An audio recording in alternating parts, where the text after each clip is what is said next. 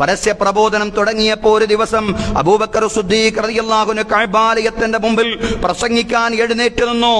നബി സല്ലല്ലാഹു അലൈഹി വസല്ലമയും തൊട്ടടുത്തുണ്ട്. അല്ലാഹുവിലേക്കും റസൂലിലേക്കും ക്ഷണിച്ചുകൊണ്ടുള്ള ആദ്യത്തെ പ്രസംഗം കേട്ടപ്പോ ബഹുദൈവ വിശ്വാസികളാകെ ഇളകി മറിഞ്ഞു. അബൂബക്കർ സിദ്ദീഖ് റളിയല്ലാഹു അൻഹുവിനെ അവരെ മർദ്ദിക്കാൻ തുടങ്ങി. ഉത്ബത്ത് ഇബ്നു റബീഅ തന്റെ ചെരുപ്പൂരിക്കൊണ്ട് അബൂബക്കർ സിദ്ദീഖ് റളിയല്ലാഹു അൻഹുവിനെ അടിച്ചു. സഹോദരങ്ങളെ, അബൂബക്കർ സിദ്ദീഖ് റളിയല്ലാഹു അൻഹുവിന്റെ മൂക്ക് ചതഞ്ഞു പോയി എന്നാണ് ചരിത്രത്തിൽ കാണുന്നത്. തളർന്നു വീണ അബൂബക്കർ സിദ്ദീഖ് റളിയല്ലാഹു അൻഹുവിനെ ഒരു തുണിയിൽ കിടത്തി വീട്ടിലെത്തിച്ചു. തനിക്ക് ബോധ്യമായ സത്യം വിളിച്ചു പറയുന്നതിന് ആരെയും ഭയപ്പെടാത്ത ഒരു രീതി അബൂബക്കർ സിദ്ദീഖ് റളിയല്ലാഹു അൻഹുവിനുണ്ടായിരുന്നു. ആരെയും സിദ്ദീഖ് റളിയല്ലാഹു അൻഹു ഭയപ്പെട്ടില്ല. അല്ലാഹുവിന്റെ കാര്യത്തിൽ ഒരാക്ഷേപകന്റെ ആക്ഷേപത്തെയും ഭയപ്പെടാത്തവനാകണം വിശ്വാസി എന്നാണ് അബൂബക്കർ സിദ്ദീഖ് റളിയല്ലാഹു അൻഹുവിന്റെ ചരിത്രം നമ്മെ പഠിപ്പിക്കുന്ന ഏറ്റവും വലിയ പാഠമെന്ന് പറയുന്നത്.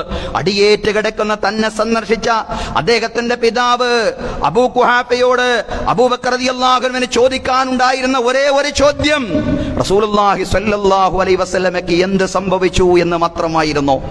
പ്രവാചകൻ അടുത്ത് നിൽക്കുമ്പോഴാണ് അബൂബക്കർ സിദ്ദീഖ് റളിയല്ലാഹു അൻഹു അല്ലാഹുവിലേക്കും റസൂലിലേക്കും ക്ഷണിച്ചുകൊണ്ടുള്ള പ്രസംഗം നടത്തുന്നതും അബൂബക്കർ സിദ്ദീഖ് റളിയല്ലാഹു അൻഹുവിനെ ഉത്ബത്ത് ഇബ്നു റബീഅ ചെരുപ്പ് കൊണ്ട് മുഖത്തേക്ക് അടിക്കുന്നതും അദ്ദേഹത്തിന്റെ മൂക്ക് ചതഞ്ഞു പോകുന്നതും അപകടം പറ്റി അദ്ദേഹത്തെ ഒരു തുണിയിലാക്കി സ്വഹാബിമാരെ കൊണ്ടുവന്ന അവസ്ഥയിൽ അദ്ദേഹത്തിന്റെ പിതാവ് തന്റെ അടുക്കലേക്ക് വരുമ്പോ പിതാവിനോട് സിദ്ദീഖ് റളിയല്ലാഹു അൻഹു ചോദിക്കുന്ന ആദ്യത്തെ ചോദ്യം റസൂലുള്ളാഹി സ്വല്ലല്ലാഹു അലൈഹി വസല്ലമയ്ക്ക് എന്തെങ്കിലും സംഭവിച്ചോ എന്നുള്ളതായിരുന്നു. പിന്നീട് ഭക്ഷണവുമായി അദ്ദേഹത്തിന്റെ മാതാവ് വരുന്നുണ്ട്. അവരോടും ചോദിക്കുന്ന ചോദ്യം റസൂലുള്ളാഹി സ്വല്ലല്ലാഹു അലൈഹി വസല്ലമയ്ക്ക് എന്തെങ്കിലും സംഭവിച്ചോ എന്നുള്ളത് മാത്രമായിരുന്നു. പക്ഷേ റസൂലുള്ളാഹി എവിടെയാണെന്നും റസൂലുള്ളാഹി എന്ത് സംഭവിച്ചു എന്നൊന്നും ആ പിതാവിനോ മാതാവിനോ അറിയില്ലായിരുന്നു. അവർക്ക് പറയാൻ കഴിഞ്ഞില്ല. പക്ഷേ പ്രവാചകൻ സല്ലല്ലാഹു അലൈഹി വസല്ലമയെ കാണുന്നത് വരെ അബൂബക്കർ സിദ്ദീഖ് റളിയല്ലാഹു അൻഹു ഭക്ഷണം കഴിക്കുന്നില്ല, വെള്ളം കുടിക്കുന്നില്ല. അതാണ് അബൂബക്കർ സിദ്ദീഖ് റളിയല്ലാഹു അൻഹുവിന്റെ പ്രവാചക സ്നേഹമെന്ന് പറയുന്നത്. രാത്രി അദ്ദേഹത്തെ താങ്ങിപ്പിടിച്ചവർ പ്രവാചകൻ സല്ലല്ലാഹു അലൈഹി വസല്ലമയുടെ അടുക്കൽ എത്തിച്ചു. നബി സല്ലല്ലാഹു അലൈഹി വസല്ലം അബൂബക്കർ റളിയല്ലാഹു അൻഹുവിന്റെ നെറ്റിയിൽ ചുംബിച്ചു. പ്രവാചകൻ സല്ലല്ലാഹു അലൈഹി വസല്ലം അദ്ദേഹത്തിന്റെ അവസ്ഥ കണ്ട് വല്ലാണ്ട് വിഷമം പ്രകടിപ്പിച്ചപ്പോ തനിക്കൊന്നും സംഭവിച്ചിട്ടില്ലെന്നും തന്റെ കൂടെയുള്ള മാതാവിന് വേണ്ടി പ്രാർത്ഥിക്കാനും അവരെ ദീനിലേക്ക് ക്ഷണിക്കാനുമാണ് അള്ളാഹുവിന്റെ പ്രവാചകൻ സല്ലല്ലാഹു അലൈഹി വസല്ലമയോട് അബൂബക്കർ സിദ്ദീഖ് റളിയല്ലാഹു അൻഹു ആവശ്യപ്പെടുന്നത്. ധാരാളം പാഠങ്ങളുണ്ട്. ആ മാതൃസ്നേഹത്തിൽ വലിയ പാഠങ്ങളുണ്ട്. വിശ്വാസിയായി താൻ മാത്രം മാറിയാൽ പോരാ, തന്റെ കുടുംബവും തന്നോട് ബന്ധപ്പെട്ട ആളുകളും ഈ വിശ്വാസത്തിന്റെ ഭാഗമായി മാറണം. അതുകൊണ്ടാണ് അപകടം പറ്റി അത്യാസന്ന നിലയിൽ കിടക്കുന്ന ഘട്ടത്തിലും തന്റെ മാതാവിന് വേണ്ടി പ്രാർത്ഥിക്കുവാൻ മഹാനായ പ്രവാചകൻ സല്ലല്ലാഹു അലൈഹി വസല്ലമയോട് അബൂബക്കർ സിദ്ദീഖ് റളിയല്ലാഹു അൻഹു ആവശ്യപ്പെടുന്നത്.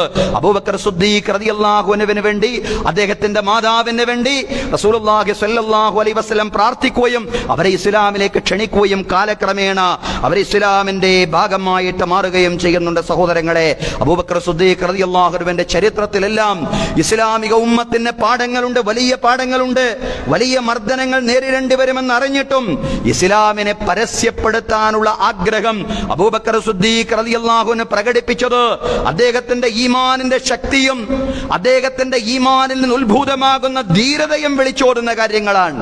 സഹോദരങ്ങളെ, ഈ ഈമാനാവണം വിശ്വാസികളുടെ എന്നത്തെയും പ്രചോദനമെന്ന് പറയുന്നത്.